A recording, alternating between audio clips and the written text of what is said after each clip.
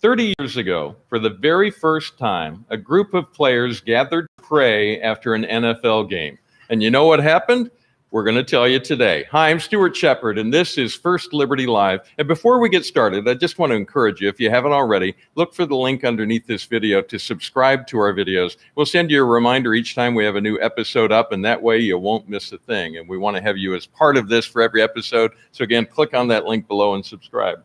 Hey, we are honored to have with us one of the players who took part in that very first prayer huddle in December of 1990. Brent Jones spent 11 years as a very successful tight end for the San Francisco 49ers, including 3 Super Bowl victories, and he's here with us today. Hi, Brent. Stuart, great to be on today. I am so thankful that you're here. First, we've got to talk a little football. I know you've told this story a bazillion times, but we're going to do it anyway.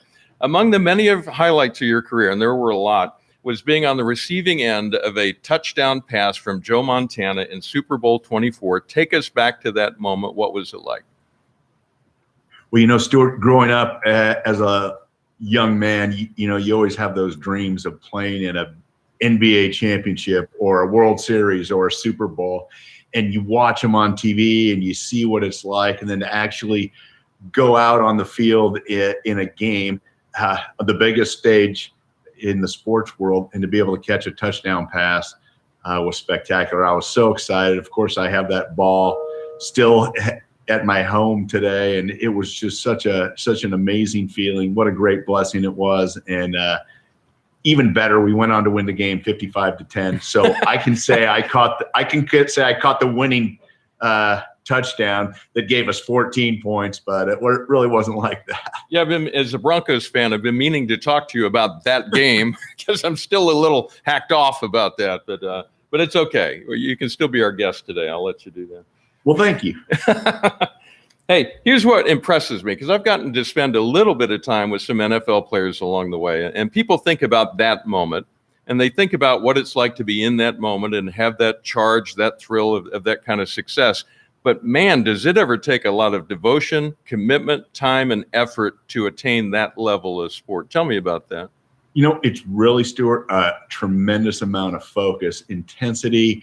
It's full-time, 24/7, 12 months a year. And it's not just the player, it's the players' families as well that go through it. My wife, Dana, was an amazing support system, took so many things off my plate so I could solely focus on the football side of it. But the amount of time studying, preparing, dealing with injuries, taking care of your health, understanding the dynamics around specific game plans that can change week to week, it really is a huge commitment, and much more goes into it than just being a great athlete, walking on the field and going, hey, let's play a game. And here's what impresses me even more, because this is not a sports broadcast that you're on right now. We're a religious liberty law firm. That's exclusively what we do. And what impresses me about your story is there was an even higher commitment for you. What was it like being a Christian in the NFL back in the late 80s, early 90s? Well, Stuart, it's amazing to be a young Christian, became a Christian in high school, and to just watch what God did in my life and allowed me to get to that level of play and then be a part in the National Football League. And this was back when being a Christian in pro sports was not a cool thing at all. And being in the locker room, you really had to walk your talk, so to say, because you were under a microscope as a Christ follower. And I remember thinking back that the guys that I really looked up to at those times, because this was back when people would say, oh, Christians are soft, or they're not intense, or they don't play hard, or they give up, or they don't really put 100% into their toughness on the field and all those things. There were 2 Christians in the NFL at that time that I recall were real leaders. One was Reggie White, and the other was Mike Singletary. Huh. And darn if you were going to say they weren't tough or committed or all in to win all the time. And they took a stand for Christ way back in the 80s, and really were guys that players on every team looked up to, not only as players but as men off the field.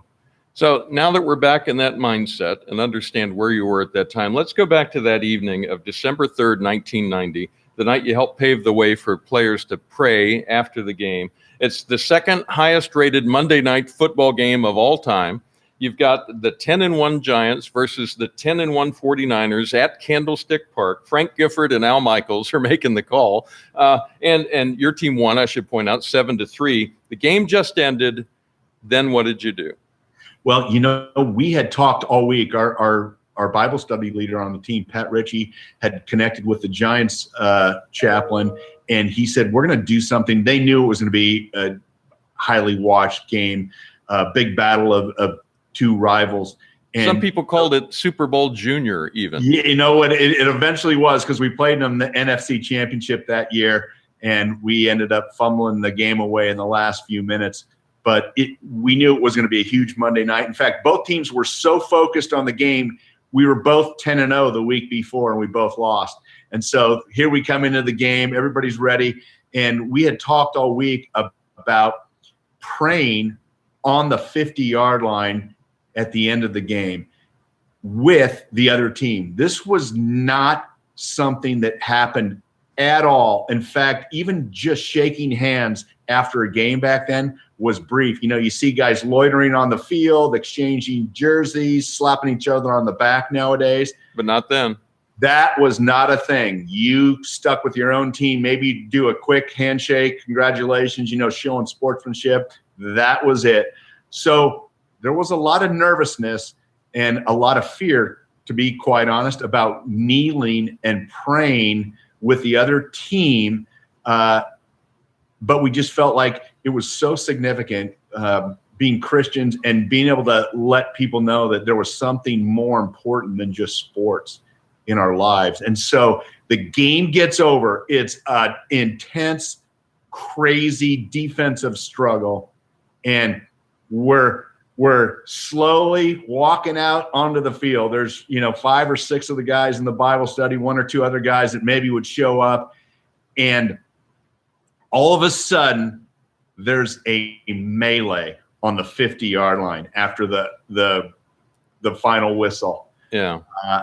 And we all looked around and we're like, what the heck? Now what are we going to do? Maybe this wasn't a good idea, maybe. And we kind of wandered down the field to about the 30-yard line, and we were looking for the New York Giants. We couldn't find them. And we said, you know what? Let's kneel down and pray ourselves. You can see the picture behind my right shoulder. It's of our 49er team praying. Literally 1 second after that picture was taken, a couple of New York Giants came flying into the huddle. We stood up, moved around, grabbed hands, and prayed, and thank God for the opportunity to play pro football, to be able to glorify him and Jesus at that point in time for the very, very first time ever. And the NFL was not the NFL was not pleased. I hear they left you a note. The NFL, hey, we are glad people were paying attention. There was a note in my locker on the following Wednesday, and all the guys, probably in everybody's locker actually, that said, if you pray after the game with the opposing team, you're going to be fined $25,000. Which, especially at that time, that's a lot of cash. Yeah. And, I was probably making, I'll throw this out there, probably $125,000. So that actually mattered to most of us. It wasn't today's free agency days. Yeah. And so, man, we took a couple of deep breaths. There were some discussions with some of the other Christians around the league. Subsequently, I ended up talking to Reggie White on the phone. He wanted to know what we were doing, why we were doing it.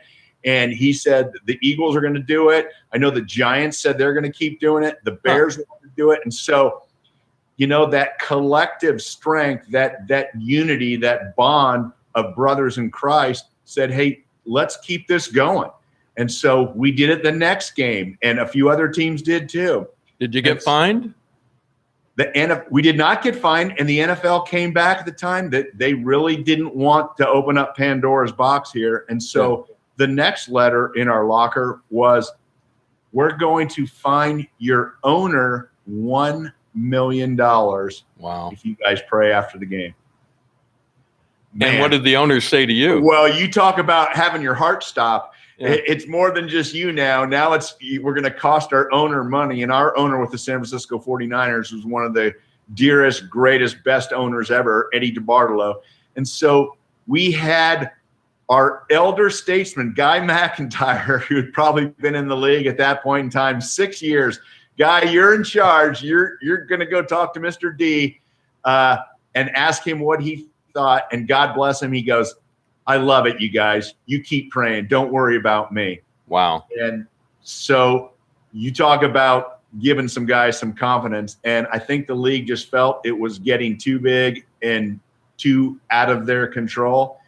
And it became a thing in the NFL, Stuart. And most exciting, a year or two later, all of a sudden, I'd see a few college games and kids were on the field praying with the other team after the game. And I couldn't believe it. And it spread like wildfire throughout the colleges.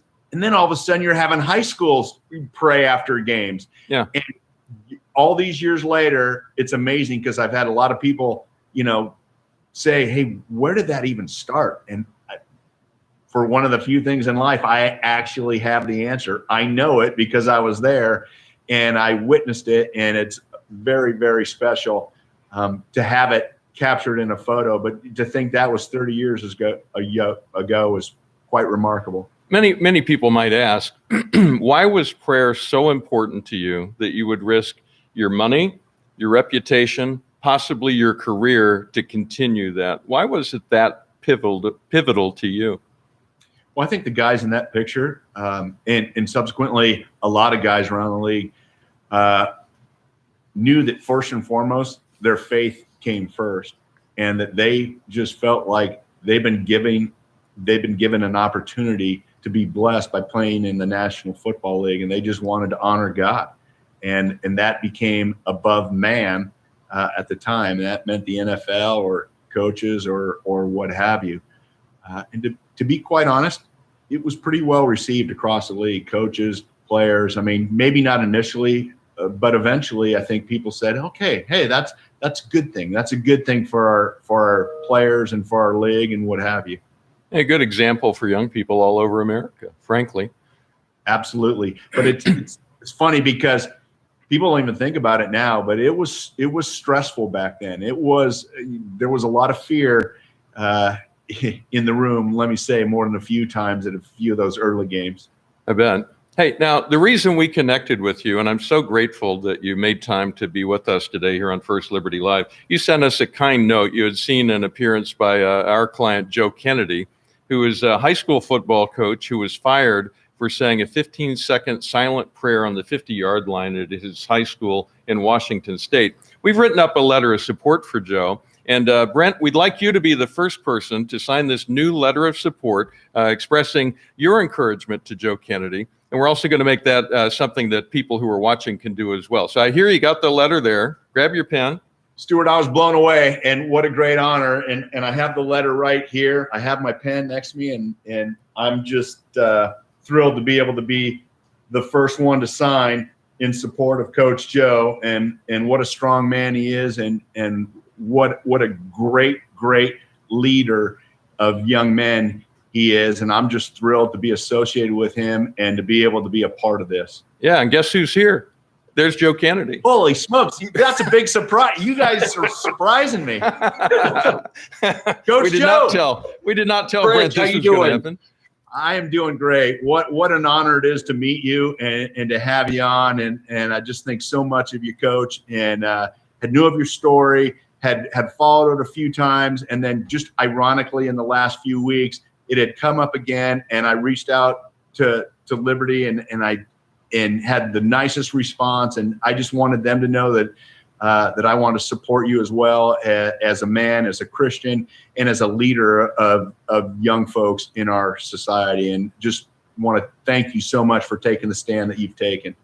Oh, well, thank you. I mean, my heart's actually beating. I've done a bunch of interviews before, and I'm like, here's, the NFL guy. You were the ones that I probably got the, whole praying on the 50-yard line from. So it's just amazing that I'm sitting here talking to an NFL player, Super Bowl, you're a legend. My kids are freaking out over it. Both my boys are like, you got to get his autograph. I was like, well, one thing at a time. Let me just meet the guy first. That's great, Joe.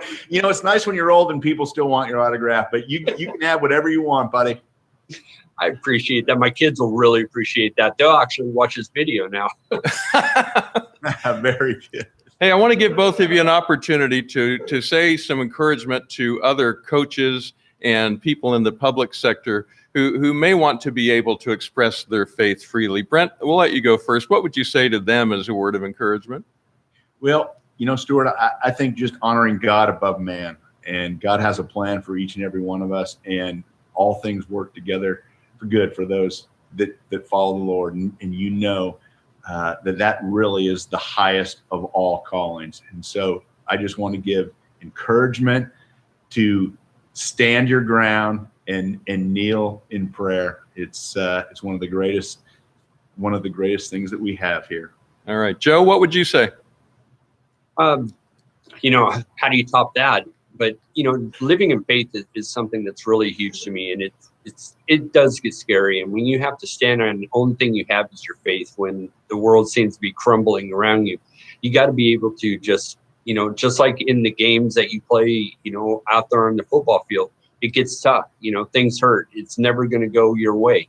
So during those times, you got to have the faith, and you got to have the courage to stand or kneel and just live out your faith. And, you see what God did for us. He gave us life. The least we could do is thank him for it.